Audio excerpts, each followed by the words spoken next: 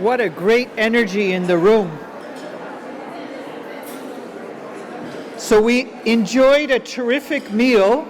I believe that was smoked brisket, and we had quite the conversation about the preparation and just how you could cut the meat with your fork. And so Luke decided to share with us that that's how he prepares it at his house. And as a matter of fact, we're all invited next Thursday, 6 o'clock at Luke's place. Thanks, Luke. It is now my pleasure and honor to introduce to you the Interim National Chief of the Assembly of First Nations, Ms. Joanna Bernard, to the stage to provide welcoming remarks. Please put your hands together.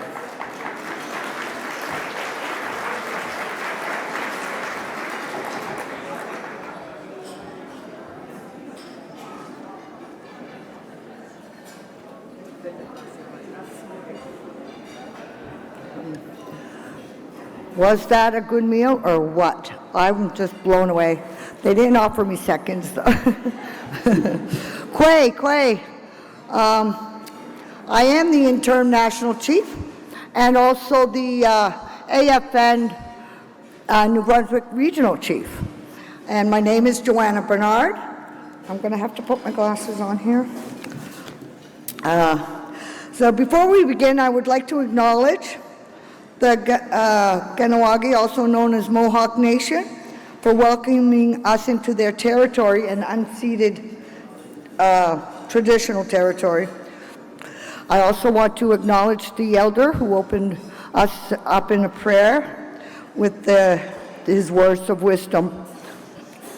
I would like to thank the organizers for these sessions and above all recognize the residential and intergenerational survivors for their bravery to be here, for sharing their stories so that change can happen. Your stories help guide this process to identify the actions needed to address this tragic time in our history.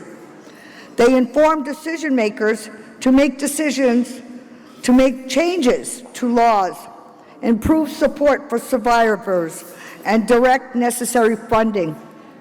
Each story educates the public on our true history, a history that must be told for our collective healing. Your stories and experiences are an essential part of the change that needs to take place to restore our people, bring justice to our communities, and pave a better way forward for future generations. The recovery of our children is the most important part of healing. Knowing that thousands of children lay uncovered and unidentified could break our spirits, but it also shows how strong we are as people and as nations, and how we are united in bringing justice to our stolen, lost children, and healing for residential and intergenerational survivors. Cultural genocide is a part of Canadian history, but we are still here and stronger than ever.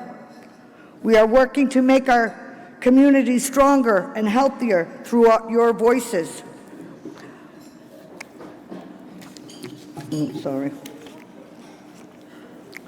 After the discovery of the 215 children at the former residential school in Kamloops, British Columbia, only 10% of Canadians know about residential schools. How can this be possible? How can Canada not know that we were forced away from our communities, separated from our families as children, abused and neglected for decades, from coast to coast to coast? Since May 2021, the unmarked graves of thousands more children have been found, forcing Canada to confront our true shared history. In 2021, the AFN stood in solidarity with the Kamloops First Nation and all residential school survivors and their families, declaring the mass graves recovered at the former Kamloops residential school as evidence of cultural genocide against our people. We demand that the federal and provincial governments, in full partnership with First Nations, take immediate action and hand over all records of former residential schools and provide funding and resources to communities. We also demand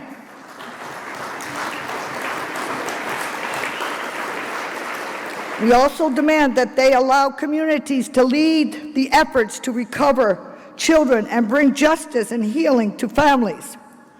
We continue to call for the full implementation of the Truth and Reconciliation Commission's Call to Action 71 to 76 on missing children and press for accountability and meaningful action to bring justice to First Nations.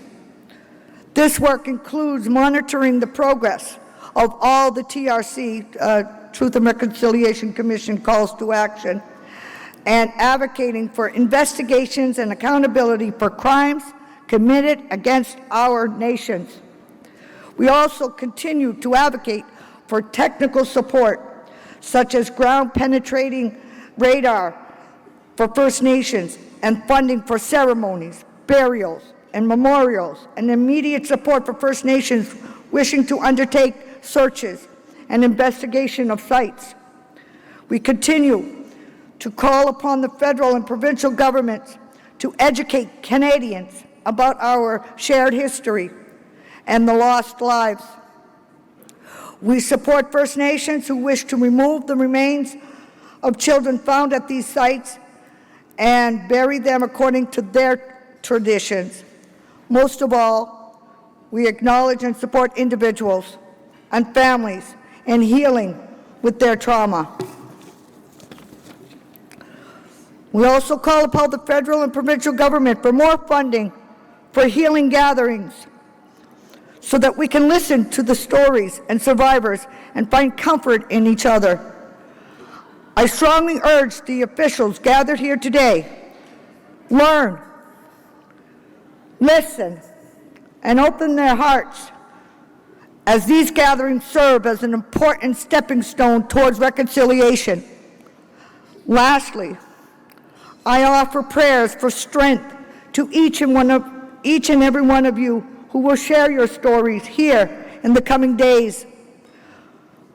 For some, it may be your first time telling your story, and the experience that residential schools have had on you, your families, and your communities. Please know that you are in a safe place to heal. I pray for the strength for you to raise your voices and share your stories, as they are essential in ensuring that we make changes. We need to move forward. I want to wish everyone here a meaningful gathering. I apologize that I may not be able to stay for very long, but my heart and soul will be with each and every one of you. Waliwan, Wawalan, merci, thank you.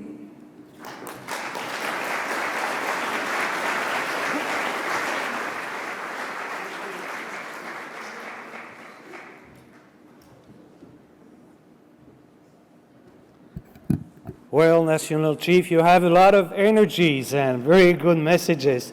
Thea Wong, thank you. Just before, somebody at the bathroom forgot his or her telephone. So, I don't keep the telephone, only the wallet, so. It's here at the front desk.